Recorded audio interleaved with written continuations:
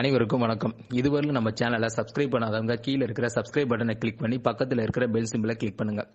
இப்போ நம்ம பார்க்க போறது குடும்ப தலைவிகளுக்கான சில எளிய வீட்டு குறிப்புகள். வெயில் காலத்தில் எங்கு நோக்கினும் ஈக்கள் மொய்த்து கொண்டு இருக்கும். வீட்டை கழுவும் பொழுது நீரில் சிறிது உப்பை சேர்த்து கழுவினால் வீடுகளில் ஈ மொய்ப்பதை தவிர்க்கலாம். காய்கறிகள் மற்றும் பழங்களில் வினிகர் கலந்து குளிர்நீராய் கழுவும் பொழுது பழங்கள் மற்றும் காய்கறியில் உள்ள கிருமிகள் இறந்துவிடும். பூண்டு, வெங்காயம் போன்றவற்றை நறுக்குவதால் கத்தியில் ஏற்படும் துர்நாற்றத்தை போக்க சிறிதளவு உப்பை கத்தியில் தடவி குளிர்ந்த நீரால் கழுவ வேண்டும். பால் பாத்திரத்தின் அடியில் பால் ஒட்டிக்கொள்ளாமல் தடுக்க பாத்திரத்தை முதலில் குளிர்ந்த நீரால் கழுவ வேண்டும். கோதுமை பாத்திரத்தில் உள்ள கோதுமை பூச்சிகள் வராமல் தடுப்பதற்கு வெந்தயக்கீரையை போட்டு வைத்தாலே போதும். இரவில் படுப்பதற்கு முன் பிளீச்சிங் பவுடரை சிறிதளவு எடுத்துக்கொண்டு கழிப்பறைகளும் குளிர்களையும் தூவிவிட அப்படியே விட்டுவிட வேண்டும். ஏனெனில் கரப்பான் பூச்சி தொல்லை இதில் வருவதற்கு வாய்ப்புகள் இல்லை.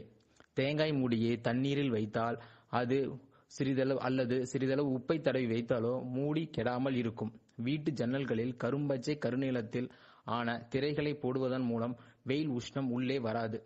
சமையலின் போது எரிபொருள் சிக்கனம் செய்ய வேண்டும். கீரையை தவிர எது சமைத்தாலும் பாத்திரத்தை மூடி வையுங்கள்.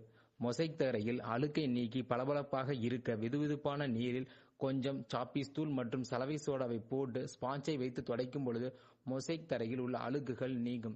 இந்த தகவல் தங்களுக்கு பயனுள்ளதாக இருப்பின் நீங்க மற்றவர்களுக்கு ஷேர் செய்யுங்க, ஃபார்வர்ட் செய்யுங்க. உங்களுக்கு மேலும் பதிவுகள் விருப்பப்பட வேண்டினால் கீழே கமெண்ட் செய்யுங்க. நன்றி, வணக்கம்.